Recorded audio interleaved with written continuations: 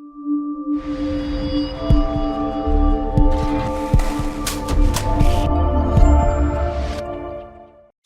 right, in today's Pyware tutorial, we're talking about all things Visuals Editor. So we're going to go one tab at a time, and we're going to make sure that I tell you some of the things that I use, some things to look out for, so that hopefully this will give you a better idea of how to use this tool. Okay, so the first thing we need to do for the Visuals Editor to show anything is to create a performer. So I'm going to put one right here on the 20-yard line. The reason I am doing it kind of out here is so that I could have my screen here, my Visuals Editor here, and you could also see what the the form looks like. So the default person has no equipment, a maroon uniform, and a Shako. And in order to do anything with this performer, you need to go and select it. Now, the first tab, Uniform and Equipment, here is where you can change the uniform color to either a custom one that you have yourself or one that is included. You do this by going in and clicking these pencils here. So if you wanted the uniform style to be something different, click the pencil. And you'll see it'll go to these custom uniforms here. So let's say we wanted to make this person have the male band uniform 2, more of a white uniform. You would select that and then hit Apply Changes. Now, if for some reason the changes don't apply, sometimes you can go here to the drop down and then select what you've added to that drop down and then hit Apply Changes. If your performers don't wear Shakos, you can choose no hat. If they have more of an Aussie style Shako, there's or an Aussie style hat, there's one built in, and more of a beret, military. There's several to pick from, and there's even some in the RealView Asset Store I'm sure you can find. There are more accessories and other things you can add through the RealView Asset Store if you wanted them to hold an umbrella or hold something that was a part of your show or your theme, and you had that created. You can assign those accessories here. Now the next bit is where you can pick down here, you can pick what the performer plays or performs. So woodwind instruments, brass instruments, percussion, color guard, there's lots of different things, batons, rifles, flags, that sort of thing.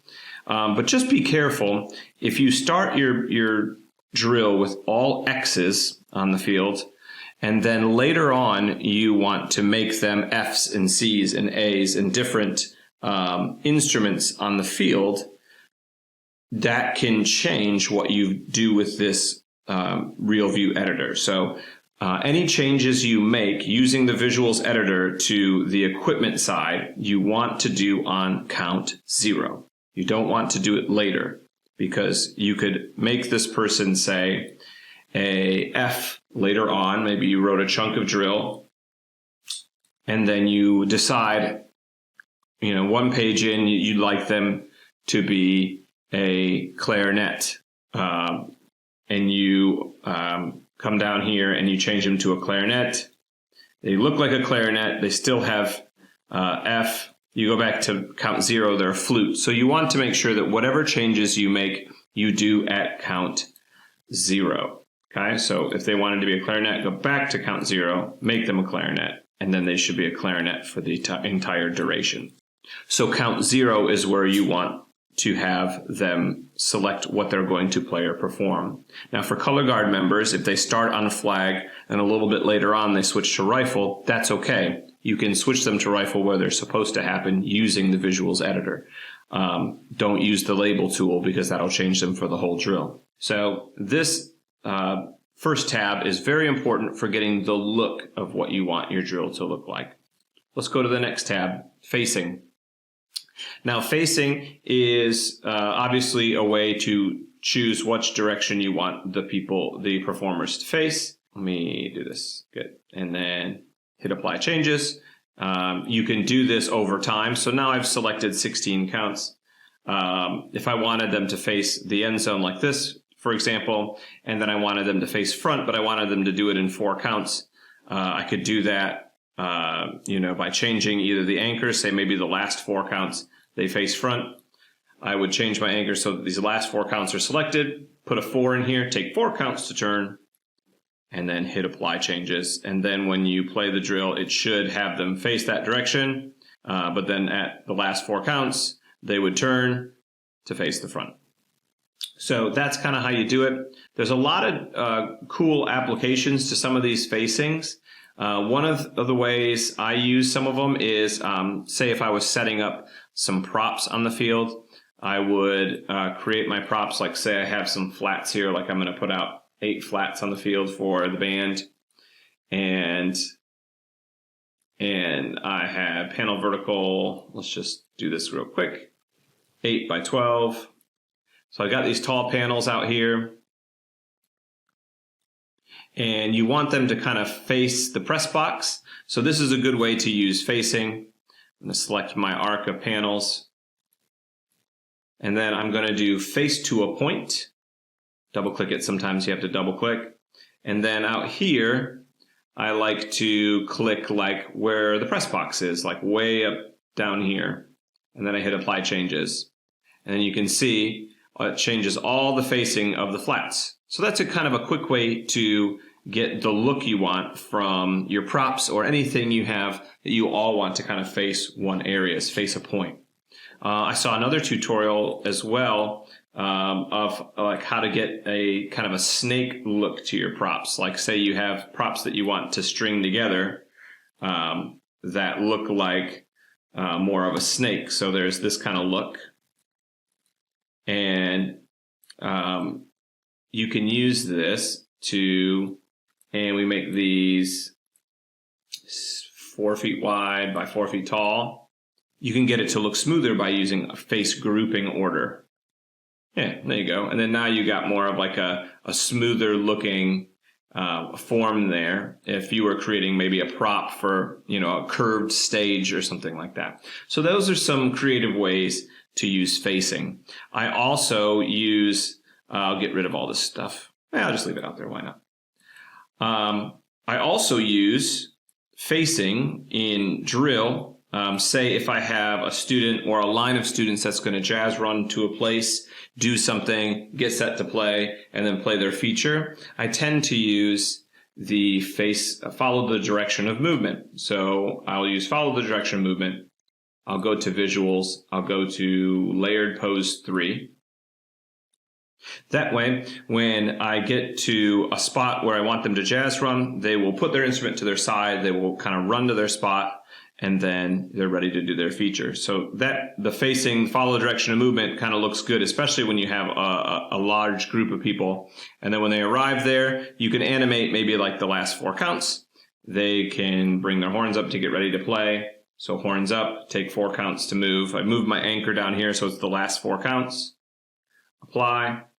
And then I'll also do face a fixed direction, 4 counts. And then that way they face front. So now the move has them move. The face follow the direction of movement. And the last 4, they turn to face front and bring their horns up. So that's a good way to use facing. All right, tab number 3, visuals. So I kind of already went through a couple of the visuals there that you saw. When you have a performer that has an instrument, a wind or a brass instrument in their hands, they can do things like horns up, horns down, horns up again, horns to the press box.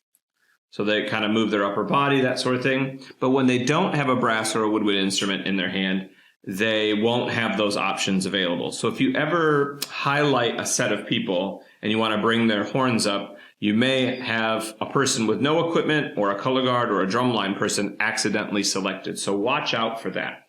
If you're ever wondering why you can't, where'd the horns up go? Where'd the horns down go? You may have somebody selected that has no equipment, or maybe a prop or something.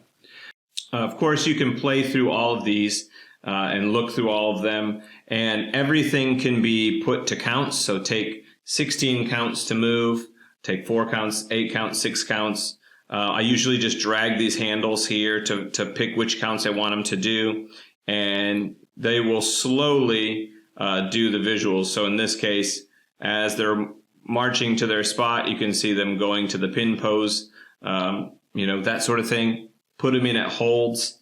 Anything lower body related, you won't see happen unless they're holding. So in this case, we would have to get rid of the transition. So the lower body, Of course, there's kind of all the standard stuff here. You can have the mark time, of course, lean to the right, which is kind of a lunge to the right, lunge to the left. I tend to use a lot of the leans, of course. I do open, wide, wide second left, because a lot of times, you halt, or you'll halt and then kick your foot out, and usually it's a left foot type thing. Squat center left. I tend to use that quite a bit. And of course, you can apply counts to it as well. Now, if you ever get to the point where you try to string visuals together, maybe 4 counts at a time, and you don't like how it looks, like I've got kind of a weird mix of visuals here, I would select my performers. So in this case, I'd go horns down, and I would do stand. And I would get rid of these numbers here and just have it. So now when you play the thing, it's just back to kind of standard horns down look, and then you could maybe retry your visuals again. I have a whole nother video on how to copy and paste visuals. So if, say, you had 100 people on the field, you all wanted them to do the same thing, or certain rows to do the same thing, and then you just copy that row and paste it. It's a really handy tool. You can just have one person learn the visual, paste it to everyone else, do it with another person, paste it to everyone else, only one time, and it saves a lot of time. So the visuals editor is where you add all that stuff. Now, I will do this. I'll go back to count 0, and I'll make our performer a guard person, because there's some important stuff to do here in the visuals tab. There are spins.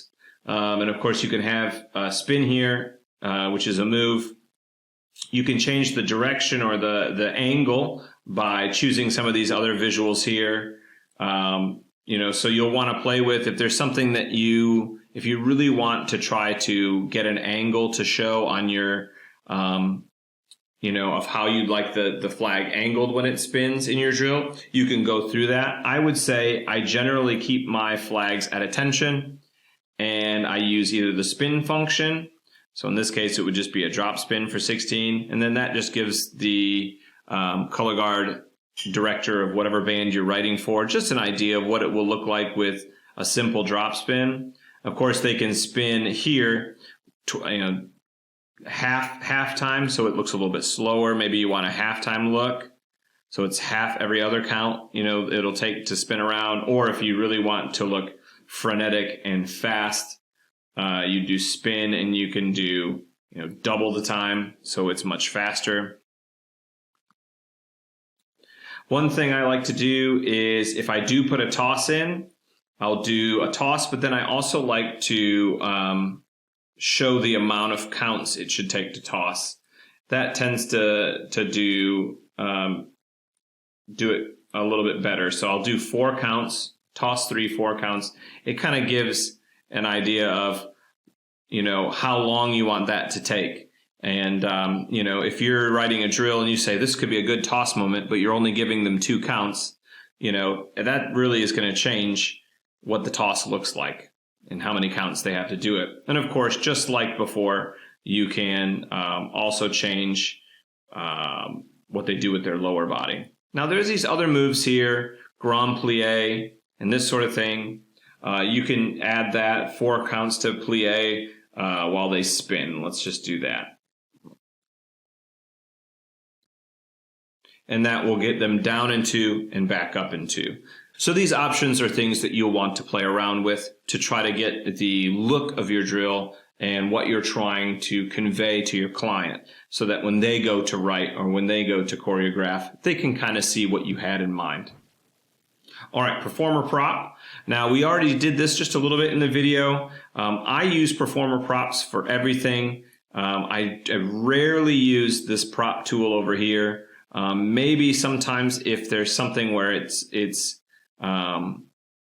just going to be something that holds, but I usually always use the performer prop. So in a lot of cases, I'll use just the dot tool, and I'll create whatever I'm meant to be creating, whether it's a box or a stage or a thing. So let me let me open up this. I'll zoom out. Of course, at first, your performers are created like people. You can change their label. Say you just want your props to look more like dots on the field. I can make mine S's. So now I've got 3 dots. Of course, it's snare drummers if you want. That's what it defaults to. But I can change the first one. There's pit props. I use pit props for the front of the field. So I use a lot of times a medium or a small pit or a large pit. If a group has a really, really big pit, I'll usually ask them how many they have and create it custom-wise. But usually these work out pretty well. And I tend to just stick them down here by the 50-yard line. And then I tend to go through and I'll add some people behind the keyboards just to make it look like it's going to look. You know, that way when you see some drill come up maybe 4 or 6 steps from the front sideline, depending on your vantage point, you know, you may not want to write that because it's getting too close to the pit.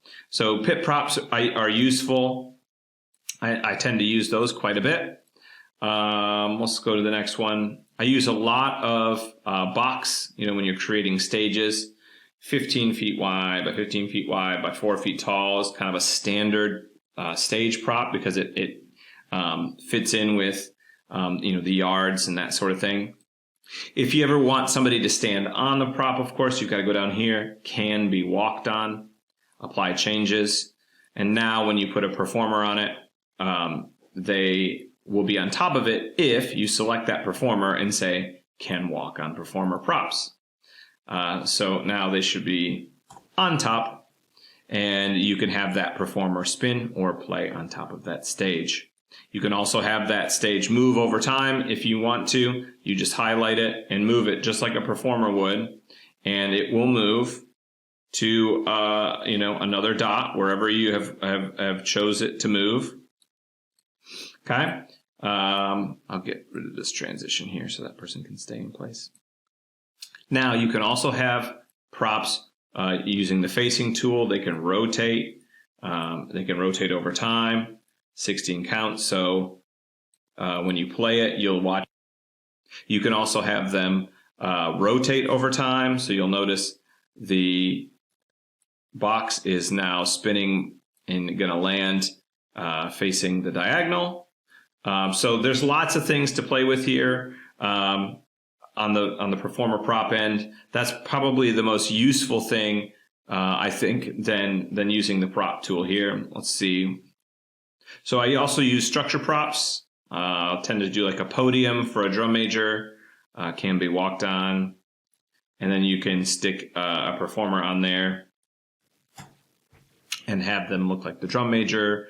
I'll usually make them with no equipment, facing backfield, with a bent wall pose, because that looks like conducting. So I'll stick that at the front of the field. So these are all just kind of practical ways to use a performer prop tool. I showed you a couple other ways with those facings with some of those other props. And of course, with the props, there are ways to make them different colors. Just like everything else, just click the pencil and go to solid colors here. You can make the prop blue. Weird little thing. For me anyway, sometimes it doesn't go. You got to go to the drop down and then select blue again. So watch out for that. And now you got a blue prop. Of course, if you have a fancy skin provided by the JPEG of a pattern, you could apply that to it. All those things are important. All right, so moving on to the final tab here is march and style and pace. So this is an important one. I tend to use the crab step. So I'll make sure that my performers of the drum line use a crab step. So in this case, let me get my performer back to the beginning and we will watch our performer crab step. They do more of a crab step style as opposed to a standard marching style. Of course, if there's a high step or something that you'd like to choreograph in there, you can do that. This is also one where you can do a custom pace. So like maybe it's a tune that's in a fast 3, 1, 2, 3, 1, 2, 3, 1, 2, 3, and you want them to do that step, step, step. But you also have some other people going step, step, step, step, step, step, step, or something like that. You can do 1 step per 3 counts. And then when you sync it, you'll go tap, tap, tap, tap, tap, tap, tap, tap, tap, tap, tap, tap. And then you'll select those lines and say 1 every 3, and they'll go step, step, step, step. So there's lots of little pacing things you can control. Of course, half time, double time is all there. If you have people laying down, they can army crawl or baby crawl. If you're a college and you high step, you can add the high step in there. Lots of little things to play with march style and pace. The ones I tend to use the most are half time and double time. And then, of course, like I said, making the drum line crab step. Now, the final tab on here is utilities. And utilities, there's a couple of options here. Fabric visual options. You can go in and change your venue. Say you wanted to have a different surface. I have a whole bunch of different surfaces. Like I got the field from Texas. So then you do that. And when you zoom out, it should look like that, UTSA, so it's all there. You can change your venue, whether it's, a big stadium, that sort of thing. Lucas Oil, that sort of thing. Apply changes, and now it's, you're in a big stadium. So that's a way to do it. Of course, you can also go to document options. Fabric editor, if you ever want to create your own uniform, you can launch your editor, whether that's Photoshop or GIMP or one of those that you use. You can launch your editor. Mine's Photoshop. If I click this, Photoshop opens up, and then I can go and edit the templates that are provided by Pyware. This is a good one, symbol to real view map. If you really want to customize, say you really dislike it every time that you enter an F that it makes a performer a flute, you can go in here and you can change it and then save it all as your defaults. So you can make, or you can get rid of all this and say, I literally only want to make lowercase s's, and I'll change what they are in the real view. So you can go through all of this and customize everything to what you want and then save it as your default. Movie Maker, of course, lots of people have different ways to do this. If you want to do your whole screen or full HD, I usually do full HD, but I use Screencast-O-Matic, launch a recorder, and then use the recommended recorder. Now, if you want, you can change it to something else by adding your link here and saving it. So I've got a video in my YouTube on how to make videos of your drill files. But one little useful thing here is if you do get to the point where you just want to start over, you can click this delete selected performer visuals. Now, this isn't just like lunges and visuals in terms of a lot of times what we call visuals, like choreography. This will get rid of everything. So if they play, this will get rid of all facings, an instrument, equipment. It literally will return everybody back to default. I'll show you. So I selected everything, even my props. Do you really want to do this? Yes. And everyone is back pretty much how they look. I guess it doesn't mess around with the uniform. But if you notice, everything that all the assets that I just created are now completely back to default. So I hope this overview of all of these tabs of the visuals editor help you. I know that there's a lot packed into this tool, and it's kind of the thing that makes your drill file special. So in the end, you create this drill and then you want to bring your vision to life. A lot of times it takes that visuals editor, putting instruments in the kids' hands, making the flag spin, getting them to lunge left when you want them to lunge left, creating those props, creating that setup for the band directors to look at before you write drill. The visuals editor is an important tool to have a great handle over. And I hope this helped you in terms of practical application. Like and subscribe, share these videos. Thank you.